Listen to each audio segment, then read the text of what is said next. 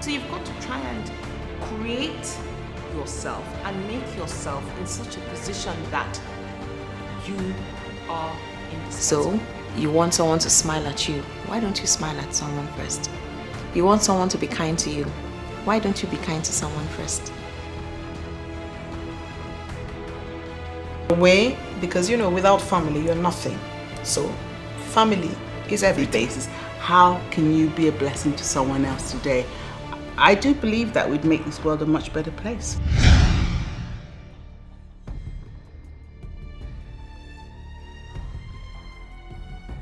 What exactly do you do for a living? Do you feel satisfied in your career? What exactly is it you wanted to do? What exactly is it that you are doing? What's the next step for you? What's that career that you most desire and you're most passionate about? Hello and welcome to another episode of Sisters Talk with Sefen Smart. It is our SistasTalk Series 3.1.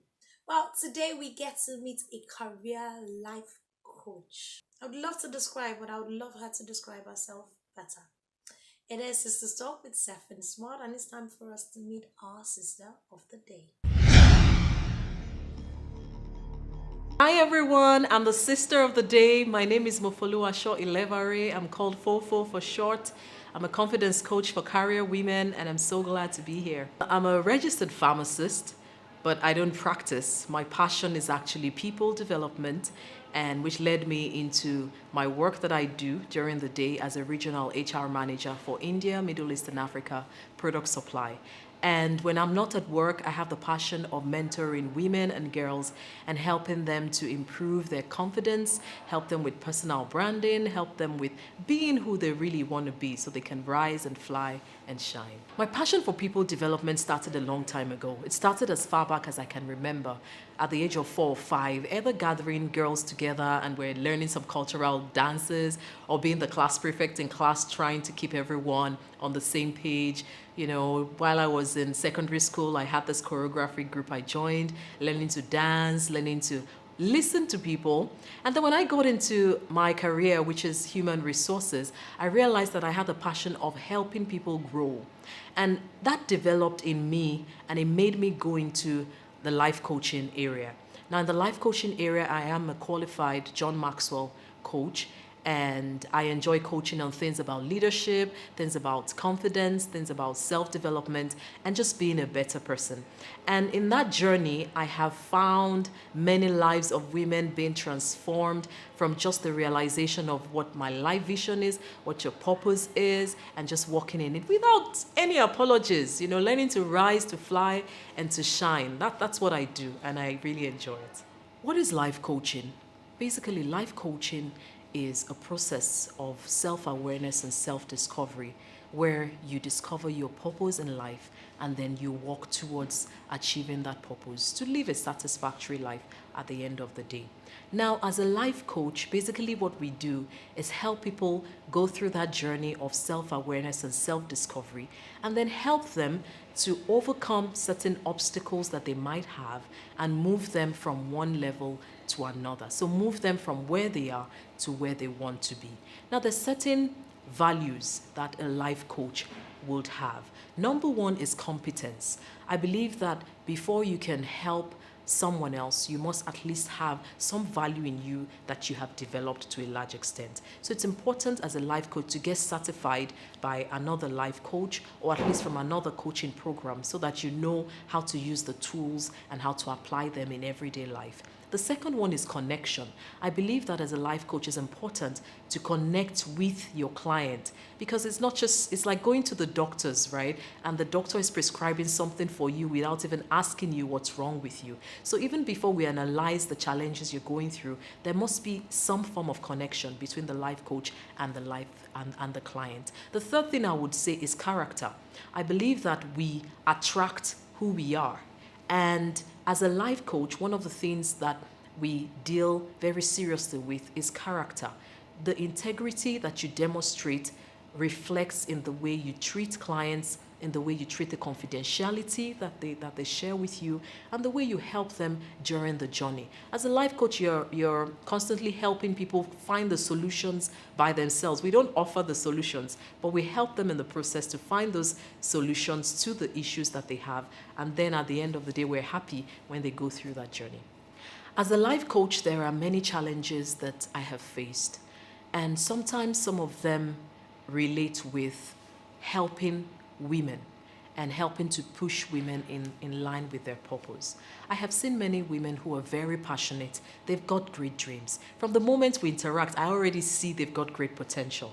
But then when we sit down to talk about the challenges they have in life, I don't see the inertia to want to do more, the inertia to take action.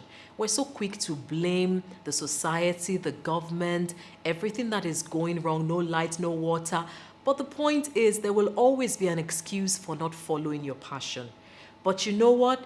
If you know you have a meaning to life and you want to make a difference, we have to be the change that we're looking for. It has to start with us. No more blaming people. Just take action. Every morning, wake up and give it your best shot. Now, how do I develop myself on a daily basis? I believe that leadership is a process. And that means that every day you're adding value to yourself. Because guess what? Everything we knew yesterday in a manner of years is already obsolete. So it's important that you're daily developing yourself and bringing value to yourself. So how do I do that? For me, I have a network that I work with.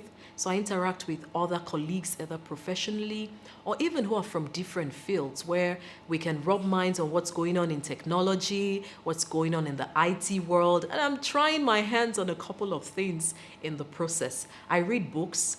I read at least a book every month. I do some writing. I have a blog where I share once a week on the things that are going on in life and also tips on life management and life balance. And at the same time, I listen to other people. So you would find me on a weekend either listening to a podcast from some of the professionals you have out there, or I'm watching a documentary on the TV, or I'm out with friends and we're doing some sightseeing. So every time I look forward to developing myself in one area or the other, because guess what? If we're not growing, then we're not learning. As a working mom and a life coach by the side, it's not an easy thing. But I will tell you that when you live a life of purpose and you love yourself in the process, you will understand the importance of balance and self-care. I believe that many women burn out because we're taking care of everybody else except ourselves.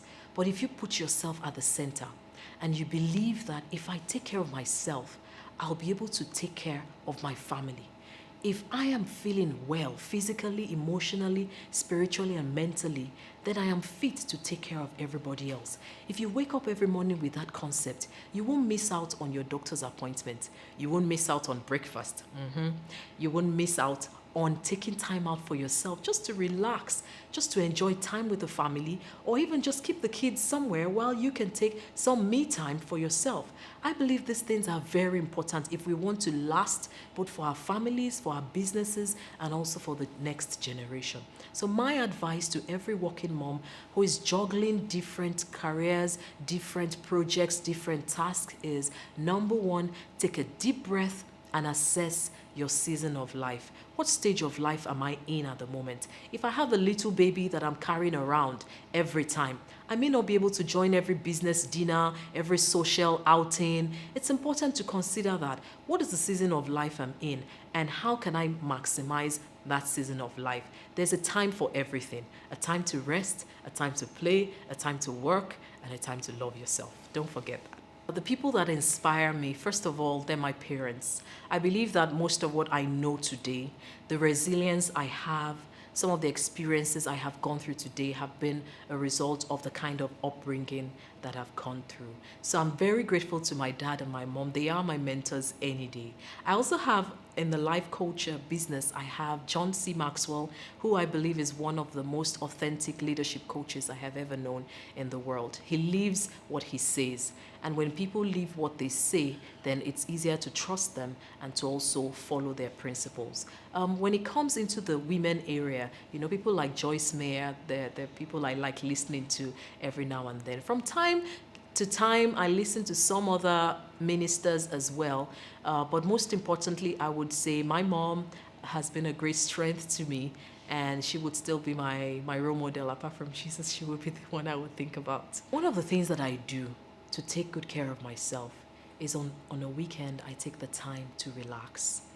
Not thinking about anything, just lying there on a sofa or lying there on my bed and just absorbing the atmosphere. Sometimes I take a walk and I do some singing to myself. Sometimes on weekends I go with my family bowling. I think we do it now once every 2 weeks, and we just have fun. We laugh and eat some pizza along the way, and those are things we do just to make sure that we're taking good care of ourselves. Now, in terms of hobbies, there are a couple of hobbies I have. I love watching football. I come from a family where we all enjoy football. So on Saturday mornings, it's football time. We all stay in the sitting room and everyone is watching football and practicing all the steps and shouting and screaming. Those are the things we do. And then I love writing. So I have written a couple of books and I'm still writing some in the process. I enjoy doing that, pouring my heart out on the blog, talking about things about productivity, work-life balance, confidence coaching. Those are things that I love doing outside. I love singing. I love writing songs. I write poems once in a while. And I love meeting women. If you ask for my biggest hobby, I think it's about meeting women. Even in the night, wake me up and say, hey, we've got a women group going on. I would get up, get dressed, and go there. So I would like to read one of my poems to you. It's almost like a song, something I wrote recently. And it's titled Born to Move Mountains. It is still very much Sisters Talk with Seth and Smart. Unfortunately, our Sister of the Day cannot conclude our series today, but next time we come on, it will be the concluding part of Fulu finishing all the great insight she was willing to share with us. It's been amazing hanging out with you. Please do not forget to like, subscribe, please. Share it amongst your network. Let's grow as far, as wide as we can. Thank you very much for always being here for me. Thank you.